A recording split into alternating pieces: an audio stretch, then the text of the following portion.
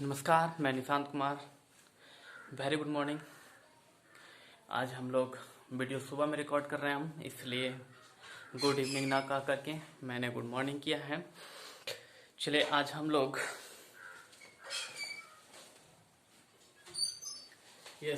आज हम लोग class tenth subject math, class tenth subject math का बेसिक इंट्रोडक्शन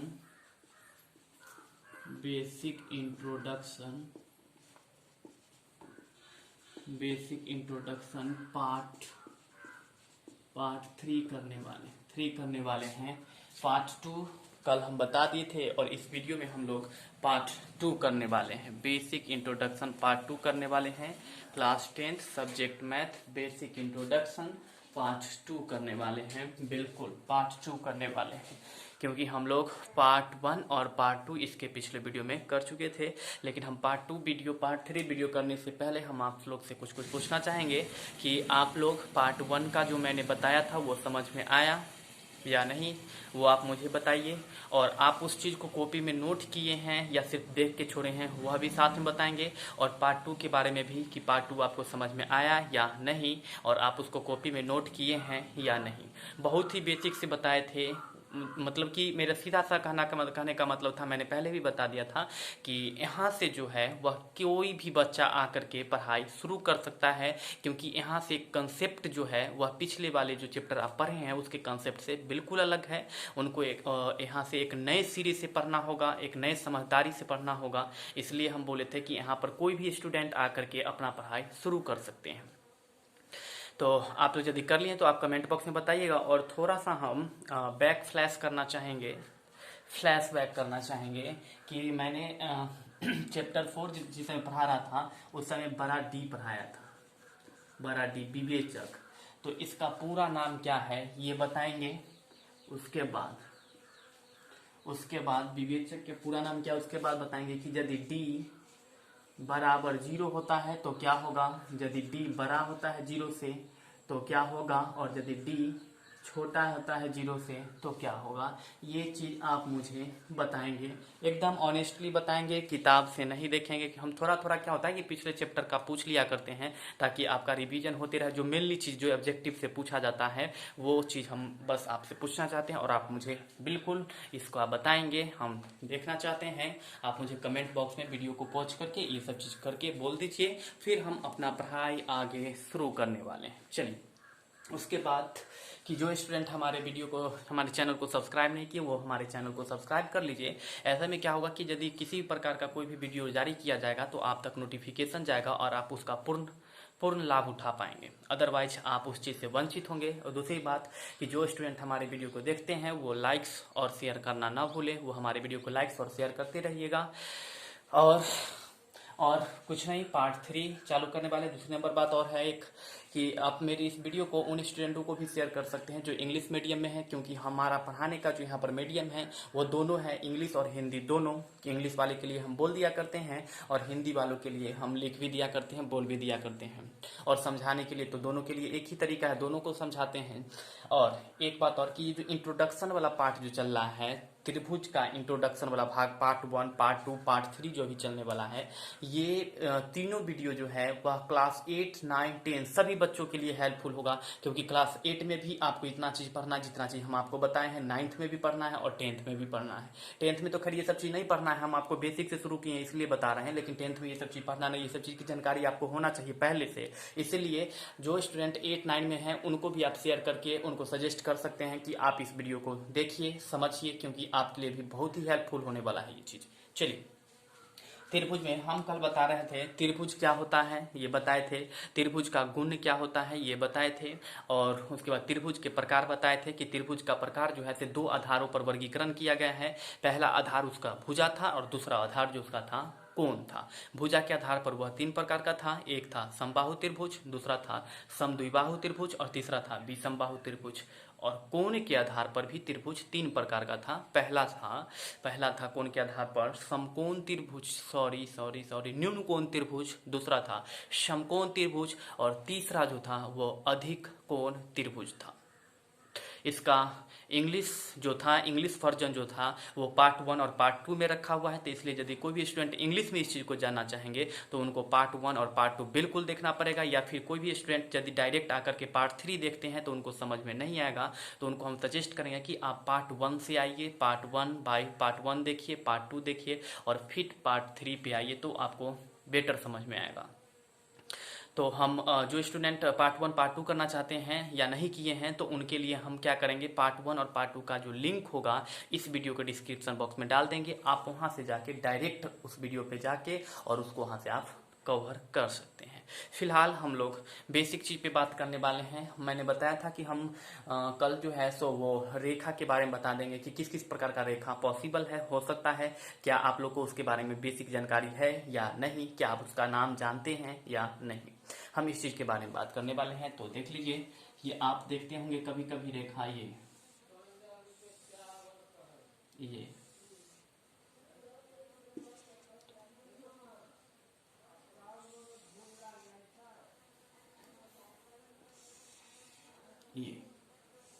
एक इस प्रकार का रेखा देखते होंगे, कभी कभी आप इस प्रकार का रेखा देखते होंगे, कभी कभी आप इस प्रकार का रेखा देखते होंगे, कभी कभी आप इस प्रकार का रेखा देखते होंगे और कभी कभी आप इस प्रकार का रेखा देखते होंगे और और कभी कभी आप इस प्रकार का रेखा देखते होंगे। ये इस प्रकार का रेखा, ये इस सब प्रकार का रेखा आप देखते होंगे। तो ये सब क्या है, इसका नाम क्या हो सकता है और क्या इसको हम पढ़ेंगे, वो सब चीज हम थोड़ा थोड़ा आपको शॉर्ट में बता देते हैं। बस नाम हम बताएंगे, उतना क्लियरिफाई हम आपको नहीं करने वाले हैं। नाम सिर्फ बता देंगे, इस चीज को आप समझिएगा। जो इस प्रकार से जो सोया हुआ रहेगा, जो लगेगा इस प्रकार से सोया हुआ है, उस लाइन का जो नाम होता है वो होता है horizontal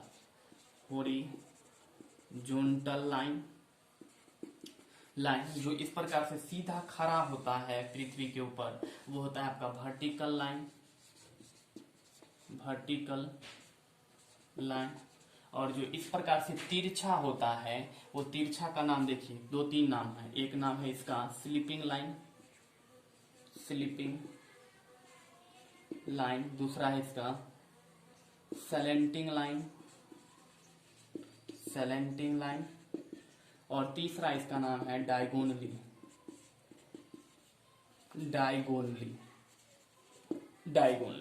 sleeping line, slanting line और डायगोनली, इस प्रकार का जो रहेगा। और इस प्रकार यदि देखेंगे आप, ये एक रेखा है और उसको दूसरी रेखा ये इस प्रकार से काट रहा है, चाहे वह किसी भी बिंदु पर काटे उससे मतलब नहीं है। यदि वह काट रहा है तो वह होता है इंटरसेक्टिंग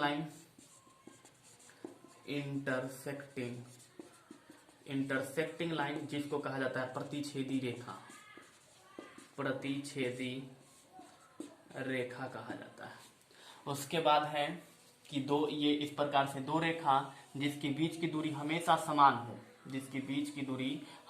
समान हो, वैसी दो रेखा जिसके बीच की दूरी हमेशा समान हो, उसको कहा जाता है पैरेलल लाइन, या फिर इसको लिख सकते हैं समांतर रेखा। और दो पैरेलल लाइन को जब कोई लाइन काटता है तो उसको कहा जाता है ट्रांसवर्सल। ये उसके बाद ये हो गया आपका, देख लो, सीधा अगर किसी दूसरे लाइन पर पड़ता है तो इसको परपेंडिकुलर लाइन कहा जाता है। परपेंडिकुलर लाइन, इसको कहा जाता है हिंदी में लंबवत रेखा, जो किसी दूसरे रेखा पर लंबवत पड़ती हो, मतलब 90 डिग्री का कोण बनाते हुए पड़ती हो, तो उसको लंबवत रेखा या फिर इंग्लिश में उसको परपेंडिकुलर लाइंस कहा जाता है। तो ये सब कुछ लाइन का बेसिक कंसेप्ट था, जो कि इसका क्या नाम हो सकता है। मैंने सिर्फ और सिर्फ आप लोग को इसमें हम नाम ही बताए हैं, ज्यादा कोई चर्चा नहीं किए हैं। तो आप लोग क्या करेंगे कि लिखेंगे कुछ रेखा के पे बेसिक चर्चा, साधारण या नोट्स लिख करके आप इस सब चीज को नोट कर लेंगे, क्योंकि इसका नाम जानना बहुत जरूरी है। क्योंकि आप क्लास 10th में आ चुके हैं और यदि आपको ये सब चीज पता नहीं है तो फिर जियोमेट्री पढ़ना मुश्किल ही नहीं, नामुमकिन हो जाएगा। इसलिए आप इस चीज को आप बिल्कुल याद करेंगे, इसका नाम याद करके रखेंगे ताकि आपको कोई परेशानी ना हो। तो जल्दी से आप कर लीजिए, क्योंकि हम इस चीज को मिटा करके और आगे चलने वाले। तो देख लीजिए जल्दी से देख लीजिए, क्योंकि हम लोग आज समरूप पे बात करने वाले हैं। अब हम आपके सिलेबस में इंटर कर जाएंगे। ये सब कुछ बेसिक बातें थी जो हमने आपको बता दिया, तो आप इन सब चीज को अच्छी तरह से कवर कर लीजिए। और अभी फिलहाल हम आपके जो बेसिक डेट मीन्स सिलेबस जो है क्लास 10th में जो मेनली पढ़ना है उसमें चलेंगे। तो हम अभी अब मिटा रहे हैं, इसको देख लीजिए,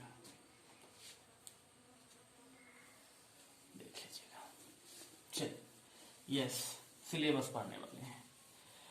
आप लोग क्लास 9th में सर्वांगसम पढ़े होंगे, भली भांति बहुत ही अच्छी तरह से पढ़े होंगे सर्वांगसम। इस चैप्टर में हमें क्या है ना कि सर्वांगसम नहीं पढ़ना है, समरूप पढ़ना है। समरूप, त्रिभुज के समरूप के बारे में पढ़ना है, त्रिभुज के समरूप के बारे में पढ़ना है, कंग्रुएंस के बारे में नहीं पढ़ना है।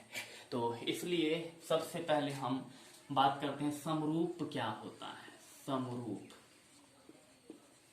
समरूप क्या होता है? समरूप, इंग्लिश में इसको कहा जाता है सिमिलर। सिमिलर, सिमिलर क्या होता है? हम ऐसा करते हैं कि पहले समरूप का डेफिनेशन लिख देते हैं, उसके बाद जो है हम आपको समझा देंगे। लिखेंगे दो आकृति, दो आकृतियां समरूप होते हैं यदि, समरूप होते हैं यदि, यदि उनके आकार समान हो, यदि उनके आकार समान हो, यदि उनके आकार समान हो, अमाप समान हो या न हो, अमाप समान हो या न हो, उससे समान हो या न हो, मतलब वैसा कोई भी दो फिगर समरूप होगा, वैसा कोई भी दो फिगर, दो आकृति, आकृति समझ पा रहे होंगे आप लोग, फिगर, वैसा कोई भी दो फिगर समरूप होगा यदि उसका आकार जो होगा, शेप जो होगा वह समान होना चाहिए, आकार उसका समान होना चाहिए। उसका अमाप समान हो या नहीं हो वो मायने नहीं रखता है, लेकिन उसका आकार जो हो समान होना चाहिए, उसे हम समरूप या फिर समरूप आकृति कहते हैं। एक काम कीजिएगा, यहाँ पर समरूप आकृति लिख लीजिएगा, समरूप आकृति लिख के डैश लगाइए। दो आकृतियां समरूप होंगे यदि उनके आकार समान हो। Two figures are similar if its shapes are same, shapes are same. Two figures are similar if its shapes are same. दो आकृतियां, दो फिगर समरूप होंगे, सिमिलर होंगे यदि उनके आकार समान हो, उसका साइज समान हो या न हो, वो मायने अभी आप मत सोचिए उसके बारे में, आप इतना समझिए उसके बारे में अभी फिलहाल इतना आप सोचिए कि दो फिगर, दो आकृति जो होगा वह समान होगा। कैसे समान होगा? तो यदि उसका आकार समान हो, अमाप समान हो, यानी अमाप का मतलब होता है साइज उसका समान हो या न हो। जैसे कुछ समरूप आकृति का उदाहरण देख लीजिए, कुछ समरूप उदाहरण देखिए, बिल्कुल समझ में आ जाएगा। कुछ समरूप आकृति यहाँ के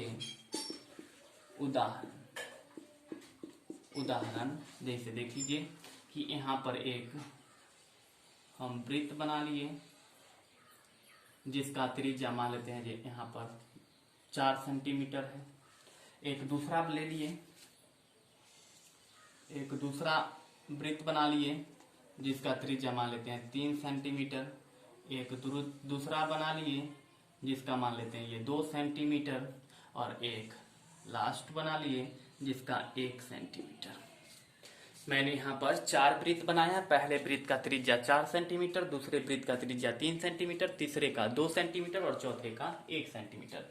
यदि आप देखते हैं तो सबका आकार सेम है, सबका आकार सेम है, सब वृत्ताकार है, वृत्त के आकार का है। वृत्त का आकार का मतलब गोल है, राउंड है, सब राउंड है। सिर्फ डिफर क्या कर रहा है तो सबका साइज अलग अलग है। और मैंने पहले ही बताया कि दो आकृति समरूप होगा यदि उसका आकार समान होगा, अमाप समान हो या न हो। अमाप का मतलब साइज समान हो या नहीं। देख सकते हैं इसका आकार जो है 4 सेंटीमीटर त्रिज्या वाला है, ये 3 सेंटीमीटर, ये 2 सेंटीमीटर और ये 1 सेंटीमीटर। तो यहाँ पर ये चीज डिपेंड नहीं करता है कि ये कितने सेंटीमीटर का बना हुआ है, डिपेंड करता है कि क्या सब गोल है या नहीं। तो आप देख सकते हैं सब गोल है, इसका मतलब ये सारा आकृति एक दूसरे का क्या हो सकता है, समरूप होगा, सब समरूप होगा। छोटी सी अगर हम डेली लाइफ की एग्जांपल आपको बता दें तो जैसे पेंसिल जो होता है, सारा पेंसिल एक ही आकार में आता है, भले ही उसको हम छेपते जाते हैं लिखते जाते हैं तो वो छोटा हो जाता है तो वो दूसरी बात है, लेकिन वो रहता है पेंसिल के आकार में ही। यानी कि जो ओरिजिनल पेंसिल होता है, जो नया पेंसिल और जो हम छेप छेप करके छोटा करते हैं, वो सब छोटा वाला पेंसिल जो होता है बड़े वाले पेंसिल का समरूप होता है, ऐसे समझ लो। मतलब कि दो आकृति समरूप हो सकता है यदि और केवल यदि उसका आकार समान हो, अमाप समान हो भी सकता है, नहीं भी हो सकता है। तो उसके लिए हमें अभी ज्यादा नहीं सोचना है, वो चीज कब सोचना है वो हम आपको बताएंगे। फिलहाल आप इतना समझिए कि दो आकृति समरूप हो सकता है यदि और यदि केवल उसका आकार समान हो, शेप समान हो। तो आप यहाँ पर देख सकते हैं ये 4 है, ये 3 है, ये 2 है और ये 1 है। ये कोई मतलब नहीं रखता है, मतलब यह रखता है क्या सब गोल है या नहीं। तो यहाँ पर सब गोल है, इसका मतलब ये समरूप है।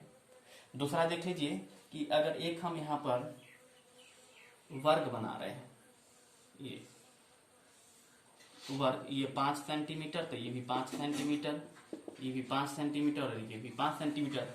एक दूसरा वर्ग बना रहे हैं, ये मान लो 4 सेंटीमीटर, ये भी 4 सेंटीमीटर, ये भी 4 सेंटीमीटर, ये भी 4 सेंटीमीटर। एक दूसरा वर्ग बना रहे हैं, ये 4 सेंटीमीटर, ये भी 4 सेंटीमीटर, ये भी 4 सेंटीमीटर और ये भी नहीं, ये 4 है तो इसको 3 ले लेते हैं, इसको 3 सेंटीमीटर, इसको भी 3 सेंटीमीटर, इसको भी 3 सेंटीमीटर, ये भी 3 सेंटीमीटर।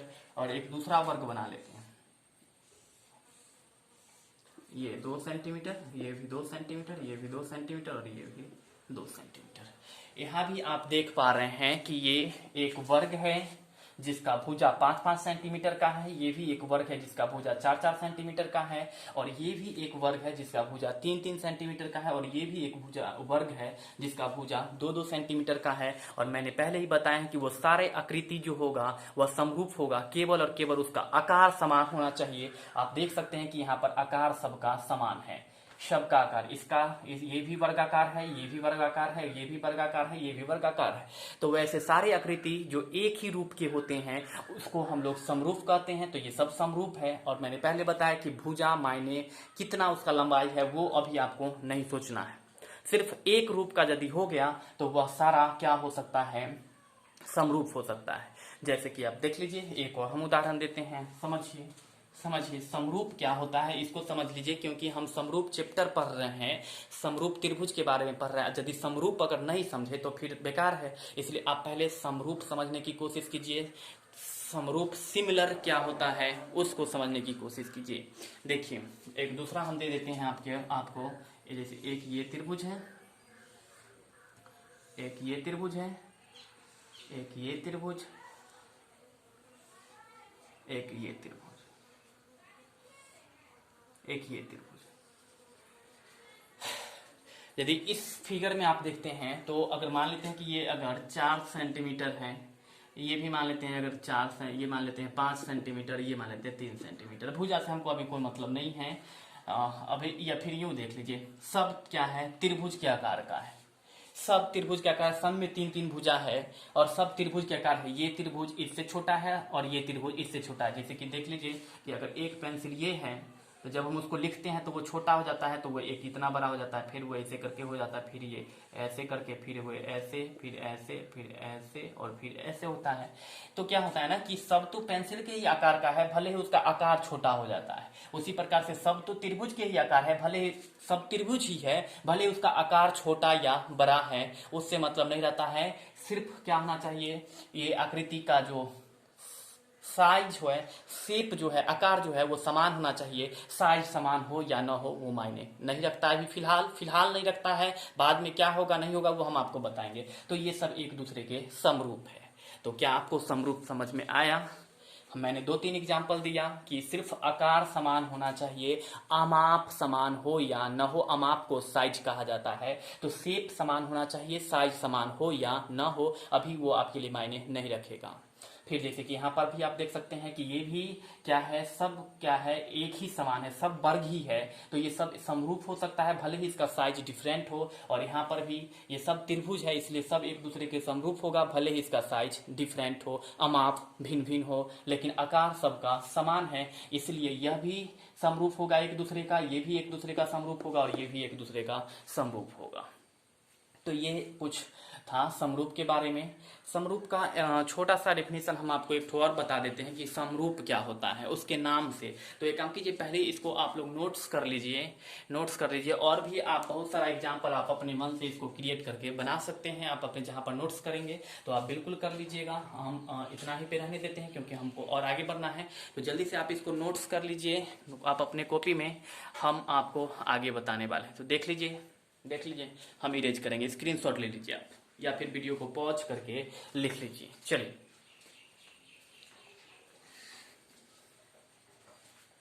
देखिए, चलिए मिटा रहे हैं। ये सब समरूप है। समरूप का एक छोटा सा डेफिनेशन हम इसी में लिखवा देते हैं। समरूप का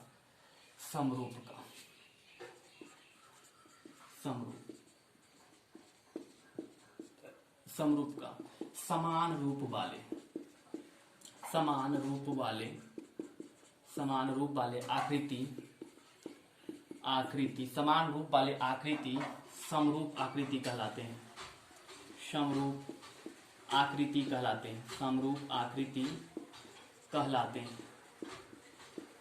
समान रूप वाले, समरूप को जब समरूप को तोड़ेंगे तो समान जो रूप आ जाएगा, सम जो रूप मतलब सम का मतलब समान, रूप का मतलब रूप, तो समान रूप वाले आकृति समरूप आकृति कहलाते हैं।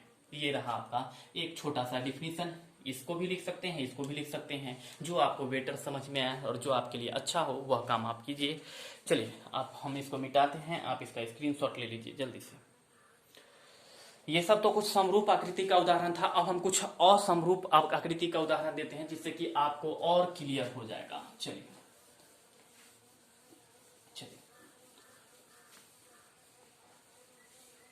कुछ असमरूप आकृति, चलिए समझिए समरूप और समरूप क्या होता है। तो ये सब समरूप का था। कुछ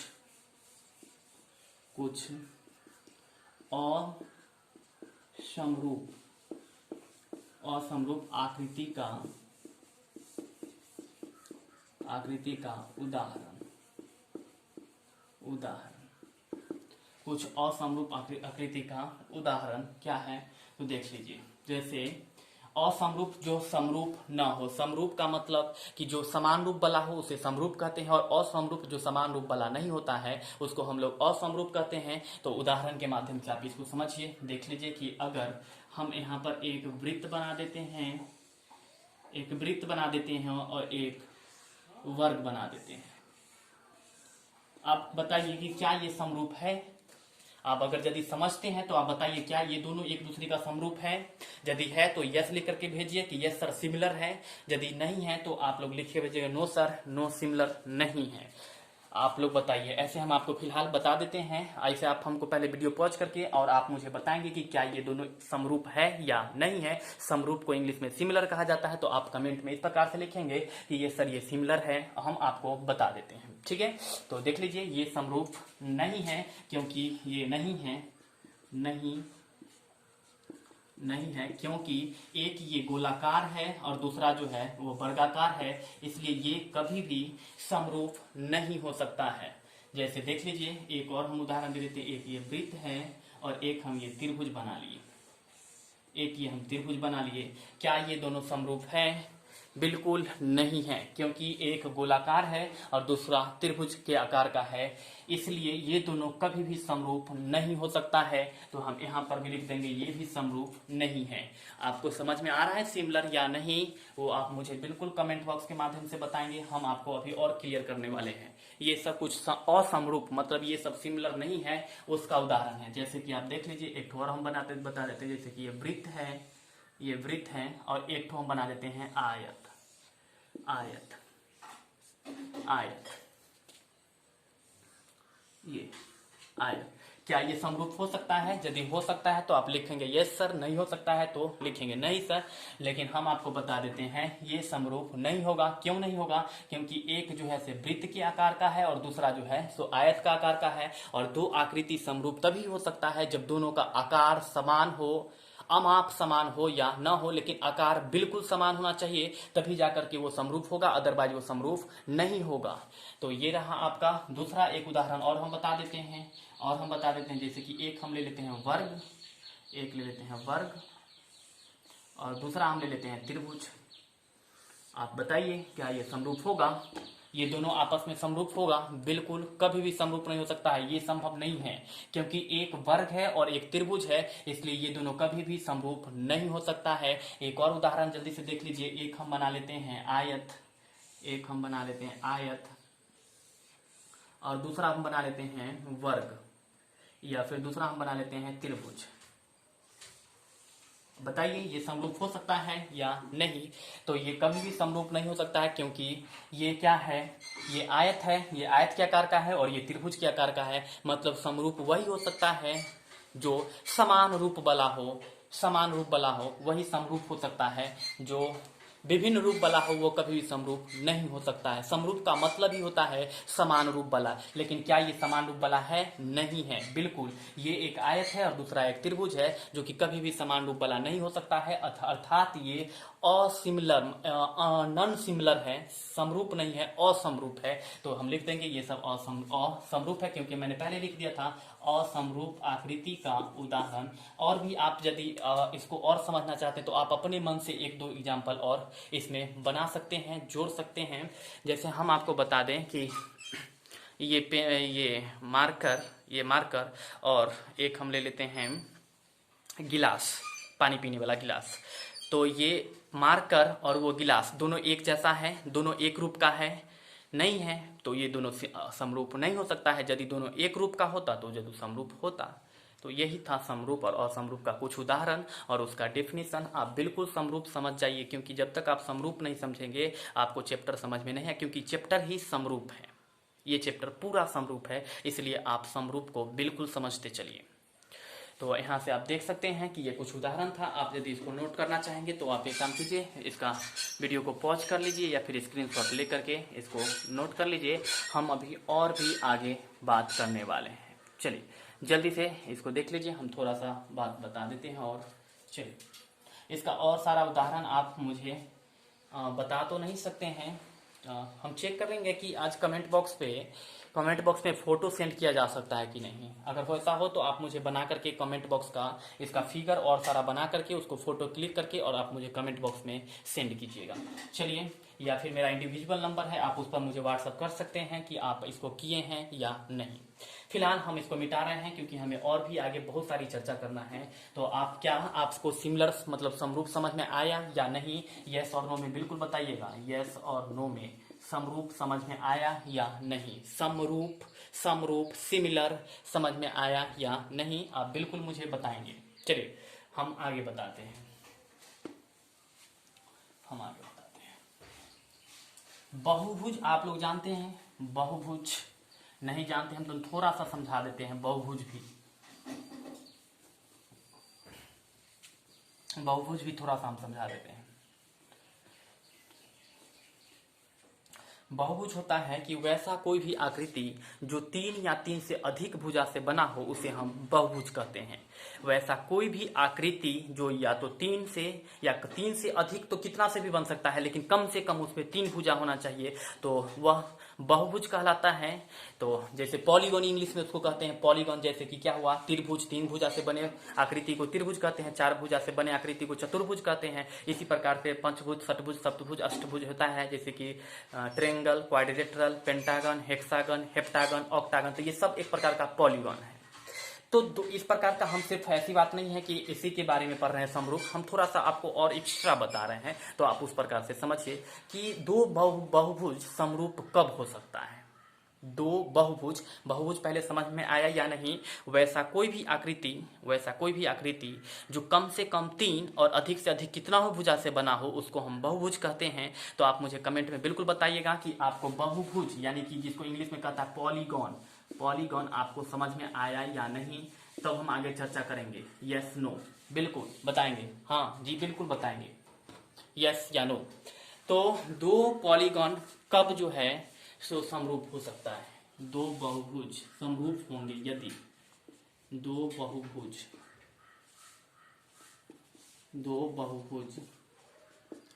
समरूप होंगे यदि मतलब कब? यदि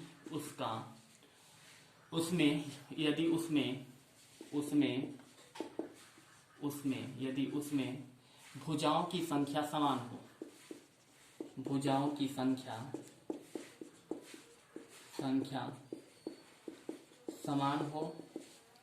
उसके बाद संगत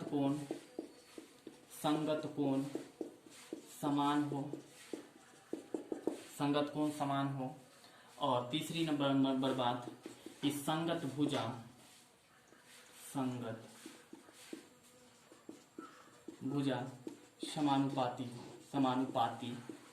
समानुपाती हो।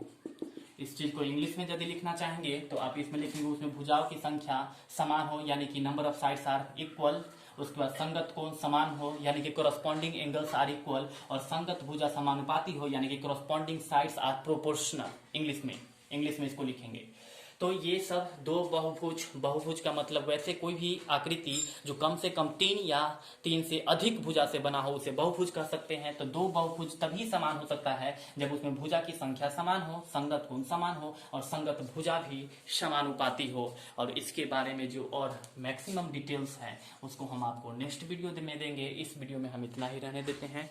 अच्छा ठीक है, तब तक के लिए इतना ही। आप इस चीज को नोट्स कर लीजिए कॉपी में और समझिए, सीखिए, क्योंकि आपको यहाँ पर मैथ सीखने का बहुत ही अच्छा मौका मिलेगा। एक बहुत ही अच्छा प्लेटफॉर्म है मैथ सीखने का। तो आप हमारे वीडियो को चला करके यहाँ से आप मैथ सीख सकते हैं। हम इस वीडियो में इतना ही रहने देते हैं। तब तक के लिए बहुत बहुत धन्यवाद। मिलते हैं फिर नेक्स्ट वीडियो में। चलिए नमस्कार।